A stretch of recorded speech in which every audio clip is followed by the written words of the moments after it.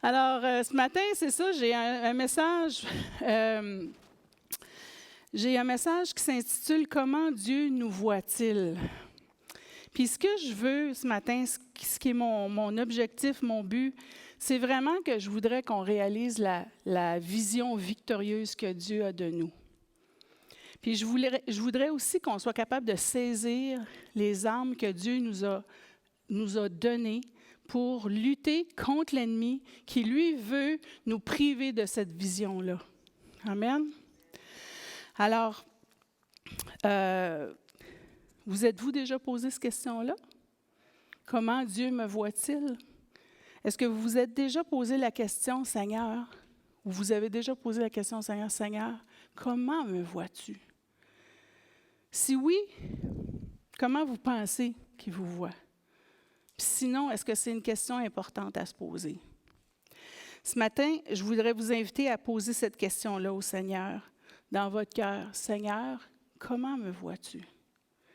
Pour réfléchir à cette question-là, on va lire ensemble dans le livre des Juges, puis on va nous s'arrêter à l'histoire de Gédéon. Je ne sais pas si vous connaissez Gédéon.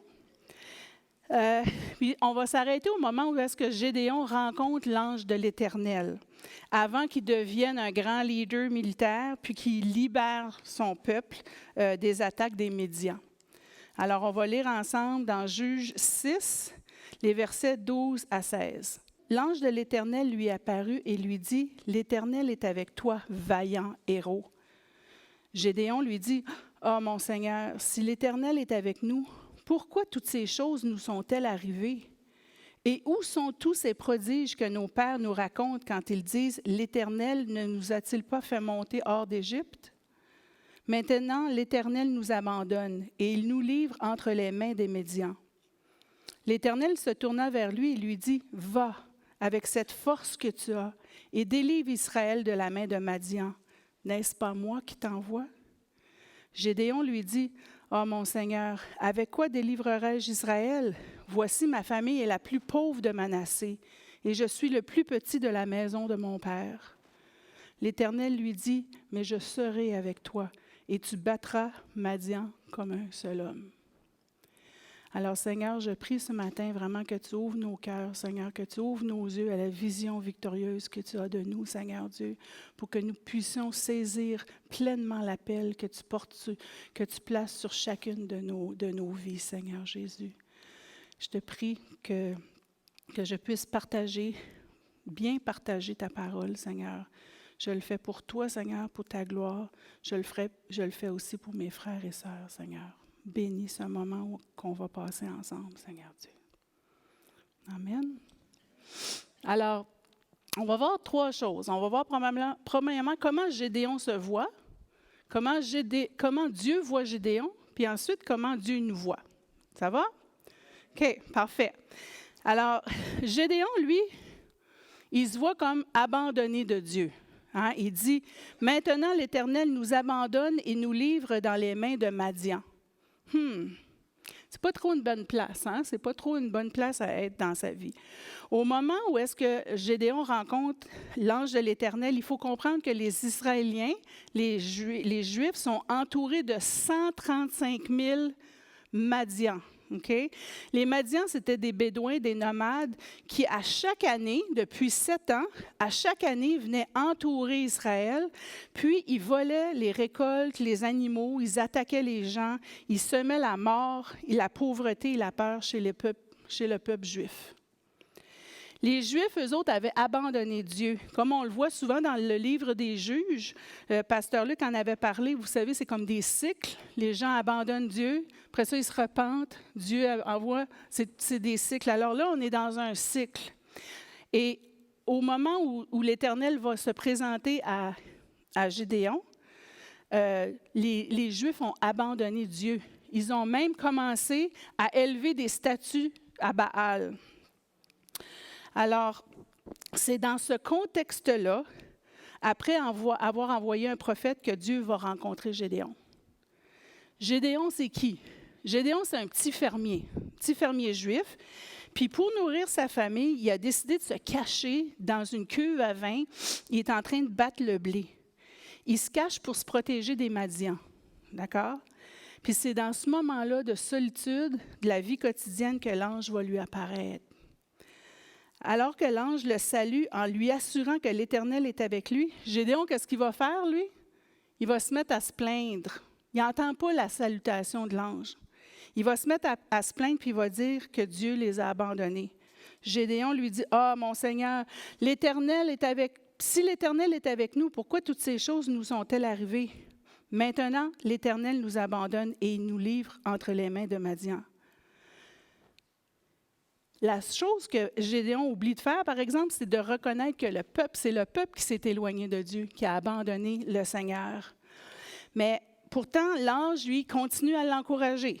Il va même lui dire que c'est lui que Dieu a choisi pour Israël. Mais Gédéon, là encore, il n'entend pas ce que l'ange lui dit. Il se disqualifie lui-même pour la tâche que l'Éternel veut lui confier. Et il est d'ailleurs tellement convaincu de son insignifiance là, qu'il essaye même de convaincre l'ange. Il informe l'ange, il dit mon clan, c'est le plus faible de la tribu de Manassé, puis moi, je suis le plus jeune de ma famille. Comme si l'ange ne le savait pas déjà. Une autre perception que Gédéon a de lui-même, c'est qu'il est insignifiant. Il dit, « Mon clan est le plus faible et je suis le plus petit de ma famille. » Alors, dans la société israélienne, les familles là, appartenaient à des tribus. Okay? Gédéon lui explique que sa famille, c'est la plus faible de la tribu. On peut comprendre à ce moment-là qu'elle était probablement plutôt pauvre comparée à d'autres familles. Les commentateurs pensent probablement qu'elle avait été très, très affectée par les attaques des Médians. Ça voulait dire que Gédéon et sa famille n'avaient rien à apporter financièrement ou matériellement à une intervention militaire. Ils n'étaient pas équipés pour attaquer les 135 000 personnes qui étaient là à les menacer. Ensuite, Gédéon, il continue, puis il dit « Je suis le plus petit de ma famille ». Ça, dans certaines versions, on dit aussi qu'il est le plus jeune de la famille. C'est probablement ce que ça veut dire. Puis les historiens, écoutez ça, là, ils estiment que le père de Gédéon avait 70 fils. 70 fils, ça c'est sans compter les filles, là. OK? Alors lui, il est le plus jeune de 70 fils. Chez nous, dans notre société, le plus jeune de la famille, là, c'est souvent une place chouchou. Hein? Quand tu es le plus jeune, tu as une attention particulière. On dit souvent, c'est le plus jeune de la famille, c'est le petit dernier, puis on lui donne des privilèges que les autres n'ont pas. Okay? Je ne sais pas si c'est comme ça chez vous, mais chez nous, c'est souvent comme ça. Hein? C'est le petit dernier, là, puis là, les plus vieux, ils sont jaloux, en tout cas. Mais dans la société israélienne, ce n'est pas ça du tout. La place puis le sexe de l'enfant déterminent la part d'héritage auquel il va avoir droit. Puis dans une famille juive à l'époque, la meilleure place pour un garçon, c'était d'être l'aîné. Okay? Parce que lui, il allait avoir droit à tout l'héritage. Le plus jeune fils, lui, imaginez le plus jeune de 70, hein, une fois que l'héritage est divisé, il ne reste plus grand-chose pour le bébé. Là. Hein? Mais le plus jeune fils, lui, il reçoit, en fait, l'héritage qu'il reçoit, c'est la responsabilité de s'occuper de ses parents jusqu'à leur mort. C'est ça qu'il reçoit en héritage. On peut donc comprendre que Gédéon, il n'a pas une place importante dans sa famille, puis que lui non plus, il n'a pas matériellement, financièrement, il ne possède rien qui peut le qualifier pour pouvoir combattre tous les gens qui veulent menacer son peuple. C'est le plus pauvre d'une famille pauvre. Mais on peut quand même, dans ce petit passage-là, reconnaître beaucoup de qualités à Gédéon. Il est soucieux de sa famille, il s'occupe de les nourrir malgré les dangers, il se préoccupe de son peuple parce qu'il défend son peuple quand l'ange arrive, il occupe un métier honnête, c'est un fermier, il croit puis il connaît la parole de Dieu, parce qu'il cite, il parle des anciens qui parlent de la sortie d'Égypte. Puis ensuite, on va voir plus tard dans l'histoire qu'il va renverser la statue de Baal, même si c'est un danger pour sa vie. Donc, Gédéon, il a obéi à Dieu, puis il lui rend hommage en dressant même, il va renverser la statue de Baal, puis il va même dresser un autel à la place de là où était la statue. Donc, c'est un homme qui est fidèle à Dieu. Malgré toutes ces qualités-là, d'un point de vue humain, on ne peut pas dire que Gédéon a beaucoup de choses pour inspirer la confiance et l'admiration. Puis entre vous et moi, là, si on veut être honnête, je ne pense pas qu'il y a beaucoup d'entre nous qui auraient fait confiance à un petit fermier juif, pauvre, pour aller lutter contre 135 000 personnes. Soyons honnêtes. Bon, en tout cas, je dis juste ça de même. Alors, maintenant, on va se poser la question, comment Dieu il voit Gédéon, lui? Parce que Gédéon, là, il n'a pas l'air d'avoir une opinion très haute de lui-même et de ses capacités. On est d'accord? Pourtant, Dieu, il va lui dire « vaillant héros ». Il va le saluer. Avant même d'avoir commencé à parler, c'est comme ça que l'ange va s'adresser à Gédéon. Dans ce passage, malgré les apparences, l'ange de l'Éternel couronne Gédéon 3 fois vainqueur. Il va lui dire « vaillant héros », délivre Israël de la main de Madian, puis il lui dit aussi « tu battras Madian comme un seul homme ».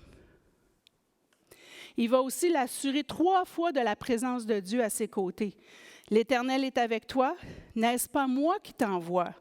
Je serai avec toi. » Puis on sait que dans la culture juive, quelque chose qui est dit 3 fois, c'est quelque chose qui est établi. OK? C'est important. Puis dans le passage, le Seigneur a choisi le mot « vaillant ». OK? Puis ça, c'est un mot auquel c'est vraiment intéressant de s'arrêter. Chez nous, le mot « vaillant », qu'est-ce que ça veut dire? On va dire ça « ah, t'es vaillant » et que t'es vaillante. Hein?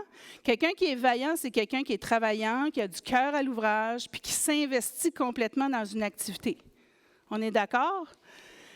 Mais dans le texte biblique, là, écoutez, le mot « vaillant », là, je pense que j'ai oublié de tourner. Le mot « vaillant » a une profondeur incroyable. OK? Le mot « vaillant », puis là, vous allez excuser mon hébreu, là, parce que ce n'est pas très fort. Là. Alors, le mot français « vaillant », c'est une traduction du mot hébreu « roule ».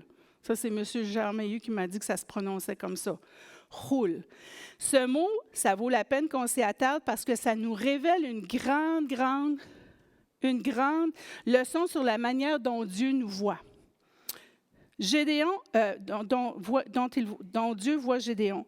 Le sens du mot hébreu, ça veut dire, écoutez, capable, grande force, richesse, vertu, valeur, puissance, pouvoir, richesse, fort, valeureux, vertueux, digne. C'est pas fini. Là. Ça veut aussi dire, ça a aussi le sens du mot armée, soldat, compagnie militaire, puis guerre. Je reprends parce que je pense que c'est vraiment important. Le mot « vaillant », ça a une dimension beaucoup plus profonde que ce qu'on lui attribue. Alors, ça veut dire capable, grande force, richesse, vertu, valeur, puissance, pouvoir, richesse, force, valeureux, vertueux et digne. Puis ça possède aussi le sens du mot armée, soldat, compagnie militaire et guerre. Wow! Donc, quand l'ange, là, il s'adresse à Gédéon, là, tu sais, quand il va le voir, là, puis il dit « vaillant héros », qu'est-ce qu'il dit? Il dit « l'Éternel est avec toi, vaillant héros, soldat, capable, grand, fort, riche, vertueux, valeureux, puissant leader, homme digne. » C'est tout ça que l'ange dit à Gédéon. Amen! Wow! Mais c'est pas fini! Le mot « roule », ça vient d'une racine du mot « shahil », OK? Puis là, s'il vous plaît, Seigneur, pardonne mon hébreu, là. OK? Le mot « shahil », c'est le mot racine, OK? Écoutez ça. Ça veut dire craindre, trembler, se tordre de douleur, se tordre de peur, être dans l'angoisse, être secoué, trembler. Wow!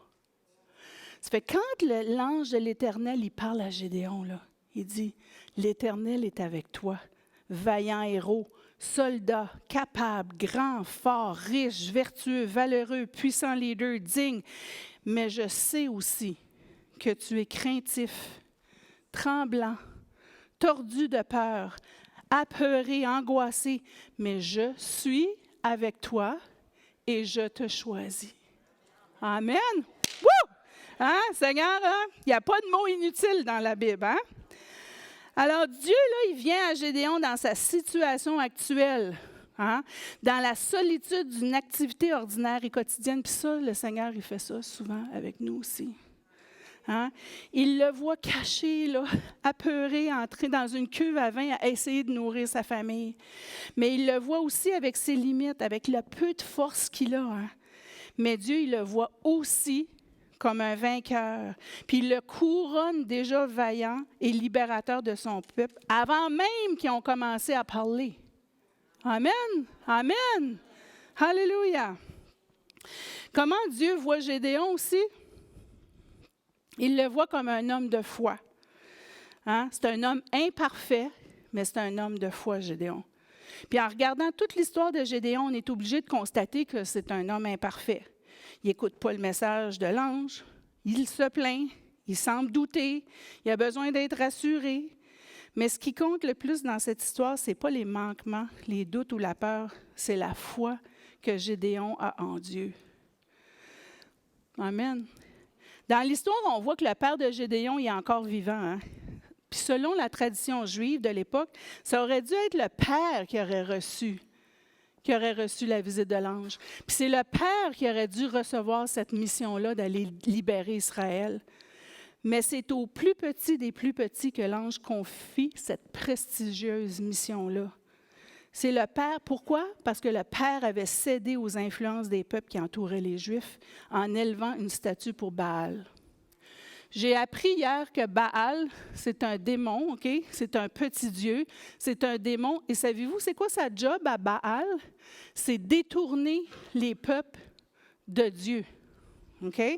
Ça fait que c'est vraiment ça qu'il avait réussi à faire.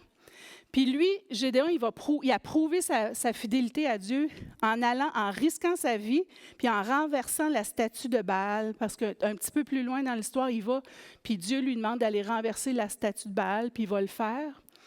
Puis il va mettre un autel, comme je l'ai dit plus tôt, il va élever un autel à Dieu à la place de Baal. Gédéon, il avait gardé la foi dans le vrai Dieu d'Israël. Puis c'est ça qui le distingue de ses 70 frères. Une autre preuve de la foi de Gédéon, ça se trouve dans le Nouveau Testament, dans Hébreux chapitre 11. Là, je ne suis pas trop bonne, je m'excuse avec mon PowerPoint. Là. Vous savez peut-être que vous avez déjà visité, je ne sais pas si vous avez déjà visité ça, le Temple de la renommée du hockey à Toronto. Hein? C'est un endroit où est-ce qu'on on honore les gens qui ont fait quelque chose de spécial pour le hockey. Où il y a, en Californie, il y a le Walk of Fame, tu sais, avec les étoiles sur les trottoirs. Puis là, on fait honneur aux personnes qui ont aux vedettes de cinéma, puis tout ça. Mais savez-vous qu'il y a un Walk of Fame dans la Bible? Saviez-vous ça? Hein? Vous apprenez quelque chose, hein? Ce n'est pas un lieu véritable là, comme à Toronto ou à Hollywood, là. C'est dans le chapitre 11. Hein? Puis tous ceux qui y figurent ont été jugés dignes de faire partie de cette sélection-là à cause de leur foi en Dieu. On les appelle les héros de la foi. Puis savez-vous qu'est-ce qui est dans la liste? Gédéon. Gédéon, il se trouve à côté de Abel, Enoch, Noé, Abraham, Sarah, Moïse, Rahab, puis qui, malgré tous leurs défauts, puis leur incompétence, leur réticence, leurs circonstances ou leurs manquements, sont tous des témoins de la foi, puis des modèles à suivre pour nous.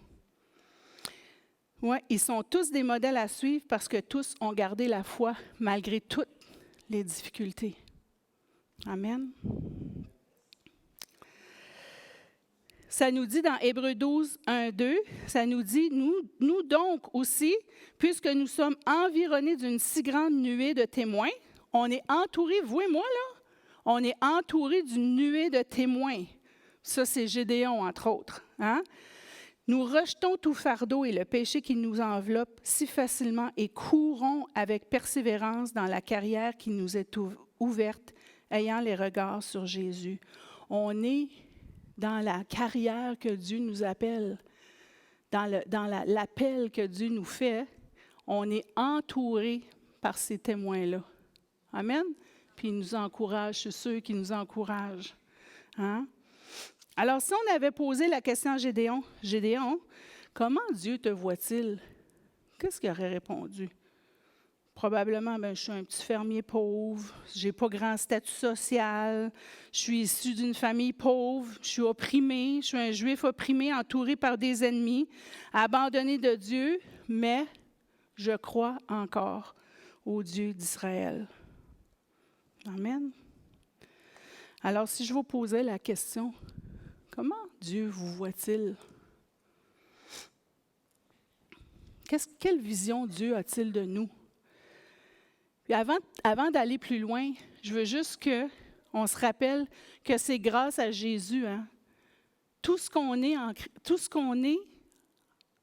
que la Bible nous dit qu'on est, c'est grâce à Jésus. On est d'accord? Amen? Hein? C'est lui le chemin. Hein? Alors, puis avant de réfléchir ou de voir quelle est la vision de Dieu que Dieu a de nous, il va falloir qu'on parle de quelqu'un qu'on n'aime pas beaucoup parler. Savez-vous c'est qui? Pasteur Luc en a parlé la semaine passée, puis lui non plus, il n'était pas trop excité d'en parler. L'ennemi, hein? L'ennemi. OK? Je veux juste prendre quelques instants pour réfléchir à celui qui fait tout pour nous détourner de Dieu. Puis c'est pas parce qu'on aime parler de lui, mais c'est juste comme des bons soldats, il faut connaître notre ennemi. Amen? Il faut connaître ses tactiques aussi.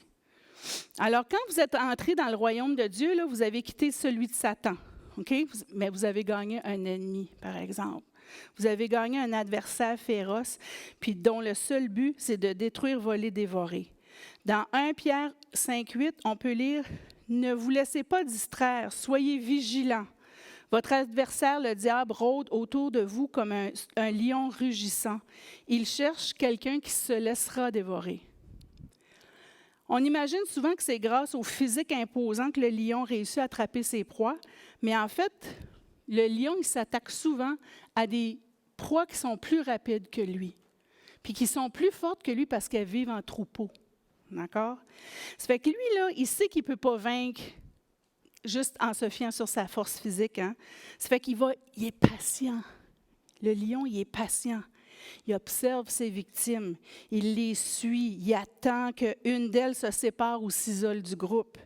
Il attaque des animaux qui sont malades, affaiblis, puis qui se retrouvent séparés du groupe. Comme le lion, Satan, il est patient. Il utilise des tactiques pour frapper ses victimes. Cette semaine, faites pas ça, là, mais j'ai regardé une vidéo de lion qui attaque un éléphant, OK? Puis, j'ai même pas pu écouter le vidéo complet.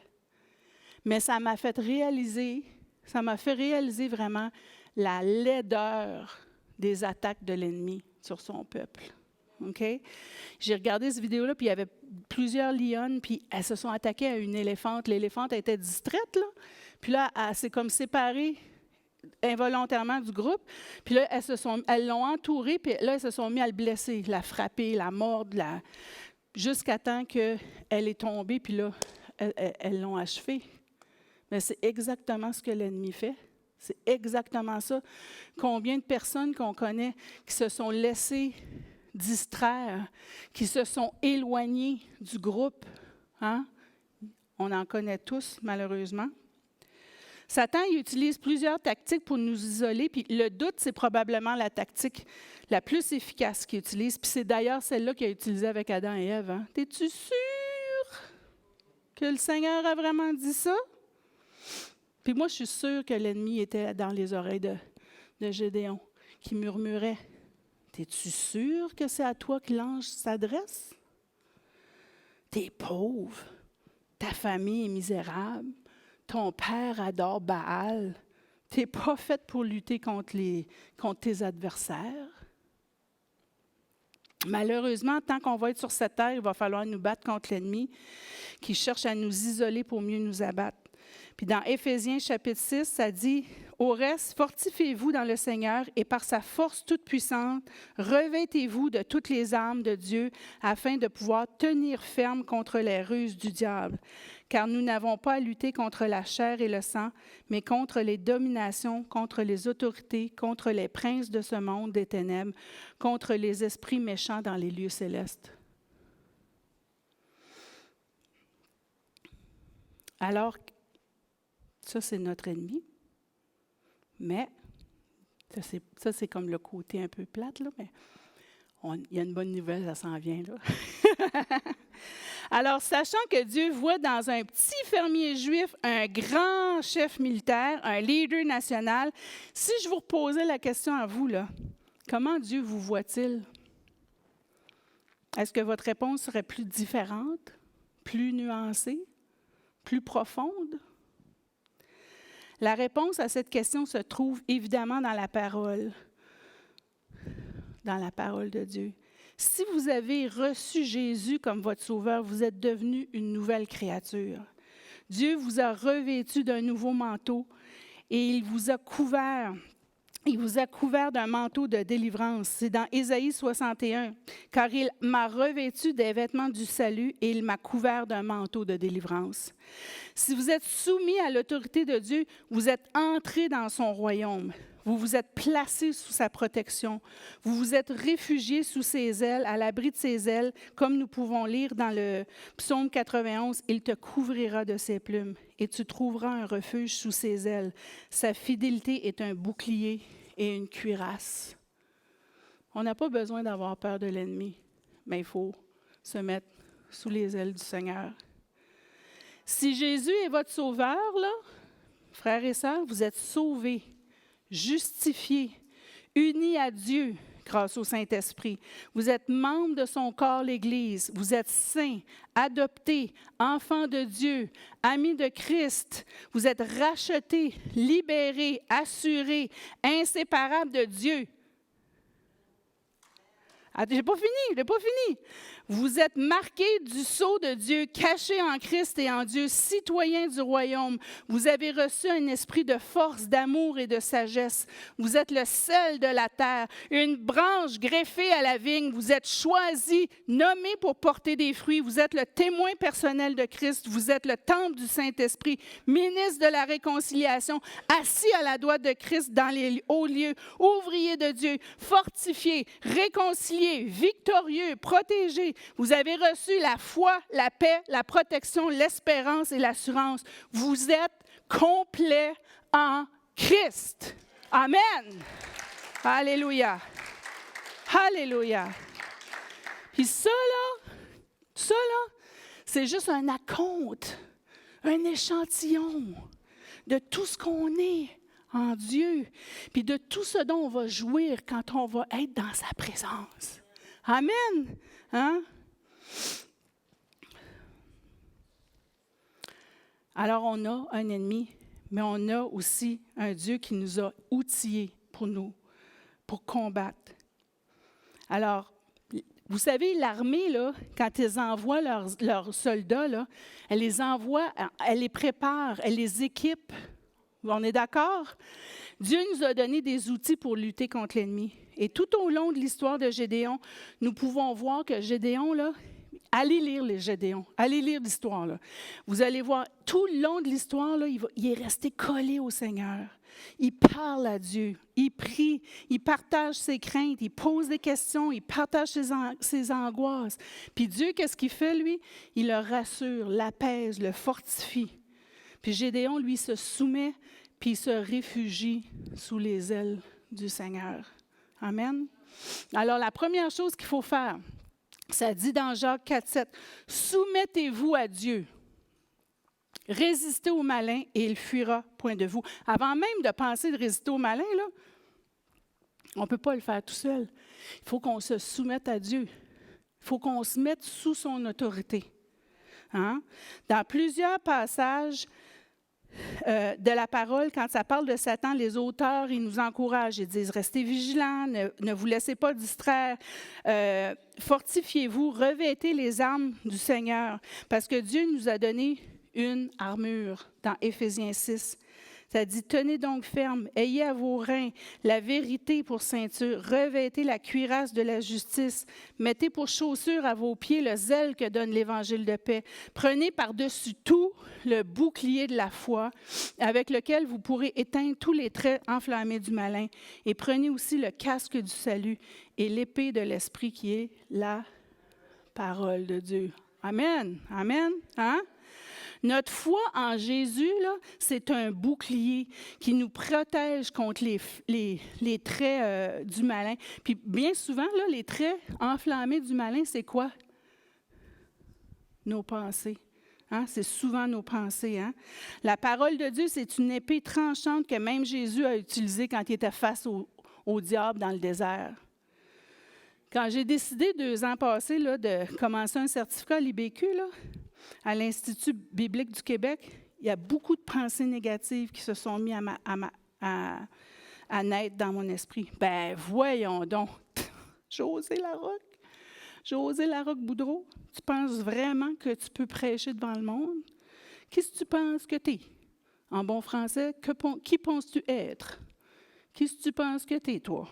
Tu sais, prêcher avec toutes les bêtises que tu as faites dans ta vie? Voyons donc, c'est ridicule, tu vas faire rire de toi. Puis là, sans même savoir ce que je faisais, là, j'ai fait exactement ceci dans ma tête. Là, j'ai fait comme ça, le bouclier de la foi. Puis le verset qui m'est venu dans la tête, c'était « Dieu choisit les choses folles du monde ». Ça fait qu'à chaque fois que j'ai une pensée là, qui se dit « Qu'est-ce que tu fais là? Tu vas faire rire de toi ». Dieu choisit les choses folles du monde, puis c'est sur ça que je m'appuie. À chaque fois que l'ennemi essaye encore et encore d'attaquer mon esprit, je m'appuie sur la parole de Dieu. Fait qu'il faut s'appuyer sur la parole de Dieu. Il faut utiliser l'épée de la parole. Ça dit dans Hébreux 4,12 « Car la parole de Dieu est vivante et efficace, plus tranchante qu'une épée quelconque à 2 tranchants. » Moi, je vous dis aujourd'hui, là, armez-vous. Armez-vous. Armez-vous. Saisissez l'épée de la parole et servez-vous-en quand l'ennemi essaye de semer le doute dans votre esprit. Puis répondez-lui par la parole de Dieu. Il vous dit, t'es-tu sûr que tu crois vraiment? Répondez-lui, oui, je crois que Jésus est le Fils de Dieu. Il vous dit, t'es-tu sûr d'être capable? Répondez, je puis tout par celui qui me fortifie. Il vous dit, t'es-tu sûr que c'est ça que Dieu veut? Répondez, car je connais les projets que j'ai formés sur vous, dit l'Éternel. Il vous dit encore, t'es-tu sûr d'être sauvé? Répondez, crois au Seigneur Jésus et tu seras sauvé, toi et ta famille. Amen. Apprenez. Amen. Apprenez des versets par cœur. Écrivez-le sur des post-it. Collez-les pour les voir, puis appuyez-vous sur ces vérités bibliques-là. Les soldats, là, les petits soldats, là, les petits hommes, là, parce qu'il y en a beaucoup, c'est des jeunes, les Ukrainiens puis les Russes, là, qui s'en vont sur le champ de bataille, là. S'ils ne se servent pas de leurs armes, là, ils ne vont pas survivre. Il faut qu'ils utilisent les armes que leur armée leur a données pour pouvoir survivre. Mais nous aussi, il faut qu'on utilise les armes que le Seigneur nous a données pour qu'on puisse résister au malin. Amen. Alors, inspirons-nous de Gédéon, qui, comme nous, il a connu des problèmes, mais qui a porté du fruit parce qu'il a gardé ses yeux sur Jésus, sur Dieu. Il est resté dans sa présence, il a parlé à Dieu, puis lui a fait confiance. Gardons nos yeux fixés sur le Seigneur et utilisons les armes que Dieu a mis à notre disposition. Amen. Oups. Oh, merci. Alors, en conclusion, rappelons-nous que nous sommes tous comme Gédéon. Moi, là, je suis tombée excuse-moi, Jacques, là, tombée en amour avec Gédéon. Mais je tombe en amour parce que c'est l'archétype de ce qu'on est. C'est l'archétype de ce qu'on est. Alors, comment Dieu nous voit-il? Comme pour Gédéon, il nous voit dans notre entièreté. Il nous voit sous toutes nos facettes, dans toutes nos dimensions, même celles que vous ne connaissez pas encore. Préservons cette vision que Dieu a de nous. Soyons vigilants, tenons ferme et saisissons les armes pour que lorsque Dieu vous dira « Va avec la force que tu as et moi je serai avec toi ». Équipons-nous, préparons-nous, puis soyons prêts à obéir. Quand Dieu va dire « Rayonne, va prendre soin des malades, moi je serai avec toi ». Hein? Quand le Seigneur va dire « Nicole, va, anime un petit groupe, puis moi je serai avec toi. Hein? » Quand le Seigneur va dire « Diane, va en mission, puis moi je serai avec toi. » Puis quand le Seigneur va dire à Myriam puis à Magloire « Va, prends soin de ta famille, et moi je serai avec toi. » Quand le Seigneur va te dire « Va, prends soin des étudiants, et moi je serai avec toi. » Amen. Traverse un continent, traverse un océan, va étudier au Canada, et moi je serai avec toi. Amen. Alléluia. Prends soin de ta famille, je serai avec toi. Je suis avec toi tous les jours jusqu'à la fin. Et nous pourrons dire, oui Seigneur, j'y vais. Amen. En finissant, je crois sincèrement que notre petite Église est dans un temps de préparation. Je vois souvent les portes s'ouvrir en avant là, de notre Église, toutes grandes pour laisser entrer des personnes qui cherchent puis qui veulent rencontrer le Seigneur. Amen. Aujourd'hui, en ce moment même, Dieu est avec nous comme il l'a été avec Gédéon. Dieu nous accompagne comme il a accompagné Gédéon. Il répond à nos craintes, nous rassure comme il l'a fait pour Gédéon.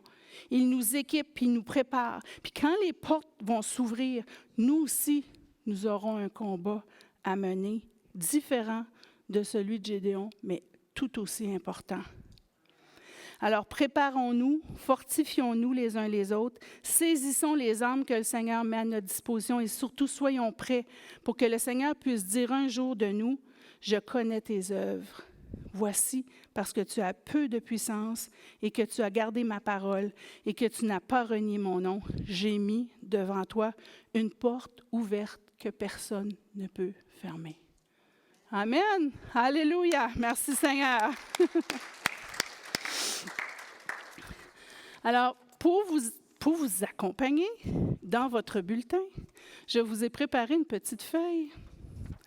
Une petite feuille avec 52 versets, 52 versets qui vous rappellent qui vous êtes en Christ. 52. Savez-vous pourquoi 52? 52 semaines. OK? Moi, j'ai commencé à apprendre Romains 8:30.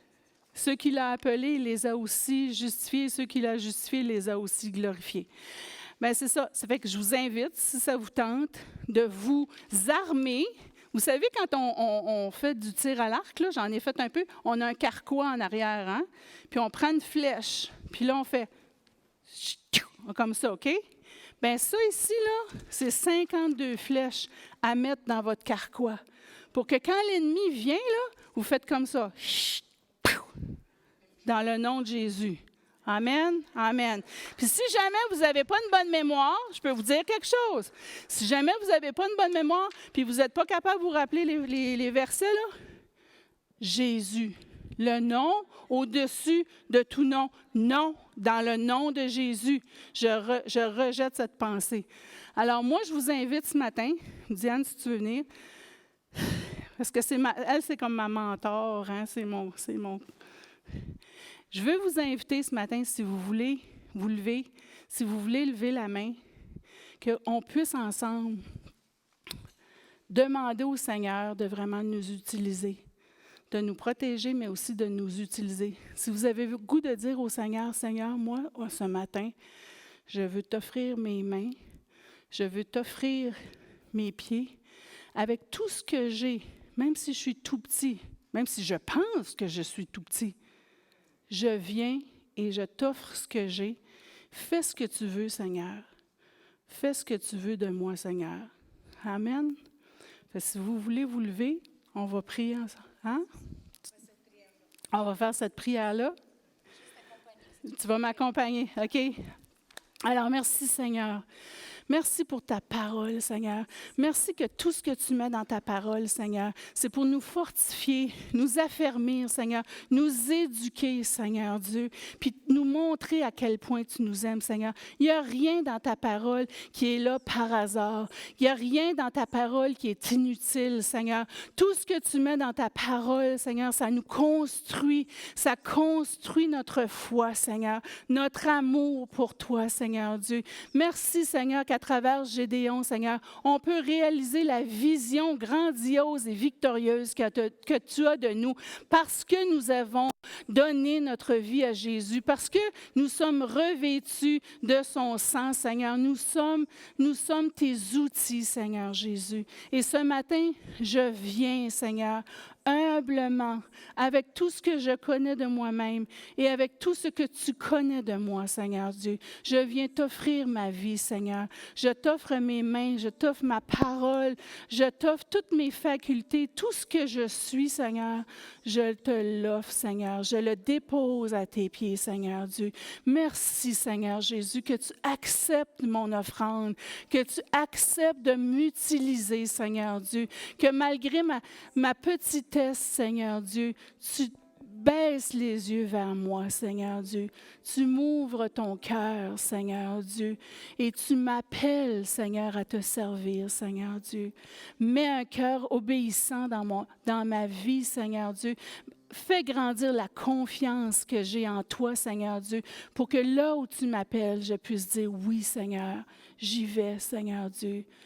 Seigneur Dieu, aide-nous à nous équiper. Donne-nous l'intelligence, la mémoire, Seigneur, de saisir ta parole et de pouvoir venir contre l'ennemi, Seigneur Dieu, qui veut nous séparer de toi, Seigneur Dieu, qu'on puisse avoir dans notre carquois, Seigneur, des flèches, Seigneur, qui sont l'épée de ta parole, Seigneur Dieu, pour lutter contre lui, soumis à toi, Seigneur Dieu.